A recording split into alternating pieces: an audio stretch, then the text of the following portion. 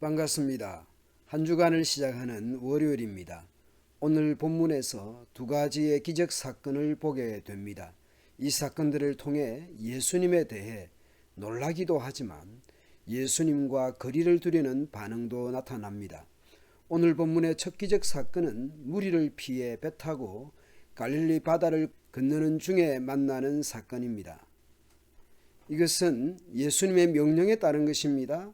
예수님의 명령으로 건너가는 배에서 긴급한 상황을 만나게 된 것입니다. 한편 주님의 명령에 의해 순종하는 길에도 위급한 상황은 만날 수 있습니다. 그 배에 예수님이 함께 계셨지만 위급한 상황을 만날 수도 있습니다. 우리가 걸어가는 신앙의 길에도 우리가 예상하지 못한 위급한 상황을 만날 수 있습니다. 그들은 큰 파도와 바람을 만나게 됩니다. 바다에 큰 놀이 일어나 물결이 배에 덮이게 되었던 것이죠. 그런 긴급하고 위급한 상황에서 예수님은 주무시고 계셨습니다. 배라는 작은 공간 안에 예수님이 함께 계셨지만 제자들로서는 함께 하신다는 느낌이 없었던 것이죠. 한편 그 제자들이 보통 사람들이 아닙니다. 어제 본문에서 보았듯이 베드로는 결혼한 어른입니다. 제자들은 아이들이 아닙니다. 그뿐만 아니죠. 사장에서 보았듯이 베드로, 안드레, 야고보, 요한 등은 갈릴리 바다에서 밤이든 낮이든 어부들로서 잔뼈가 굵은 사람들이었습니다. 어느 정도의 바람이나 파도 정도는 충분히 극복할 수 있는 사람들이었습니다. 그런데 오늘 본문에서의 상황은 그들의 경험이나 지식도 잔뼈도 해결할 수 없는 상황이었습니다. 나의 삶에서 부딪히는 문제에 대해 우리는 초보와도 같은 것입니다. 그래서 그들은 부르짖습니다. 주여 구원하소서, 우리가 죽겠나이다. 어른이면서 자신들의 삶의 터전이었고 그동안의 예수님의 고치심도 경험했지만 그들은 살려달라고 부르짖습니다. 그러자 예수님은 먼저 제자들에게 주무시다가 누우신 상태로 말씀합니다. 어찌하여 무서워하느냐, 믿음이 작은 자들아 하시고, 자신들과 함께 계시는 예수님이 누구신지 제대로 알지 못하는 제자들의 믿음의 수준입니다. 눈에 보이고 귀에 들리는 파도와 바람은 아주 큰 것으로 보이고 그들과 한 배에 계시는 예수님에 대해서는 작게 생각하는 것이죠. 믿음이 작은 자들은 어떤 사람들일까요? 6장 30절을 보면 무엇을 먹을까 마실까 입을까 등으로 염려가 커지면 믿음은 작아집니다.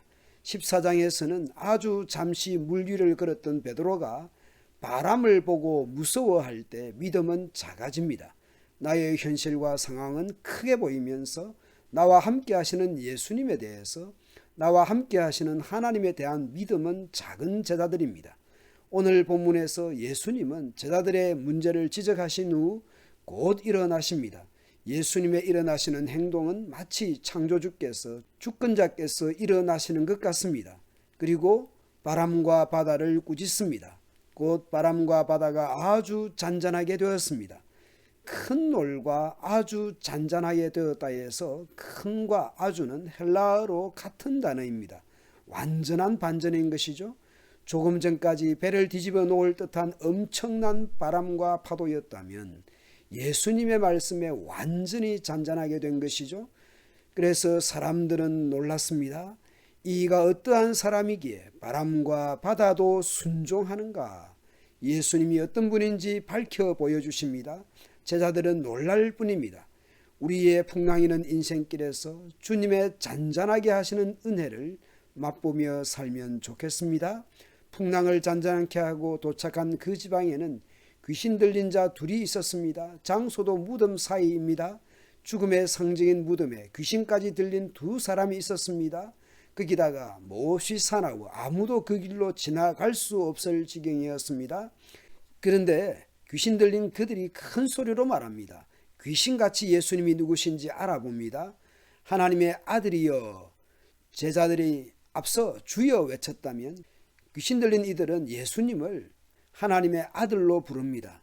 우리가 당신과 무슨 상관이 있나이까? 때가 이르기 전에 우리를 괴롭게 하려고 여기 오셨나이까?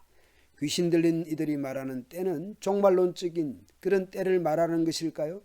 귀신들은 예수님이 어떤 분인지 알 뿐만 아니라 때에 대해서도 언급합니다. 마침 많은 돼지떼가 있었고 귀신들은 쫓겨날 것은 분명하기에 돼지떼에 들여보내주기를 간청합니다. 예수님은 그들에게 가라 명하시니 그리하여 귀신들이 돼지떼에 들어가고 결국 바다에 들어가서 물에서 몰사하게 됩니다. 치던 자들이 달아나 마을에 들어가서 이 모든 일과 귀신 들린 자의 일을 알렸습니다. 그리하여 온 마을 사람들이 예수를 만나려고 찾아와서는 예수님께 그 지방에서 떠나시기를 간구합니다. 마치 예수님이 계셔서 더 많은 재산상에 손해를 입을까 싶어서 그런 것이라 생각한 것일까요?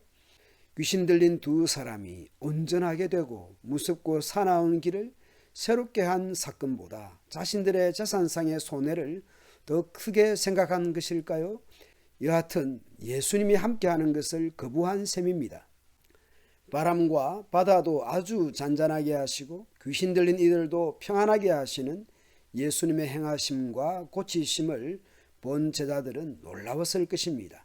제자들이 따르고 있는 예수님은 하나님의 아들이심이 더욱 분명하게 드러나고 있습니다.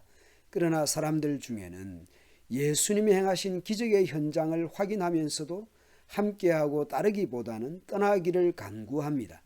예수님을 하나님의 아들로 받아들이기보다는 떠나주기를 간구합니다. 귀신 들렸던 사람들이 회복된 것도 예수님이 하나님의 아들이라는 것도 관심이 없습니다. 단지 내 자신이나 내 자신의 소유에만 관심을 가지고 살아가고 있지 않는지 돌아보게 됩니다. 무엇보다 교회 안에 있으면서도 하나님의 일하심에는 무관심하지 않는지 돌아보게 됩니다. 오늘도 하나님의 일하심과 하나님의 일하시는 현장에서 일어나는 사람들의 구원과 회복에 관심을 두고 살아가면 좋겠습니다. 감사합니다.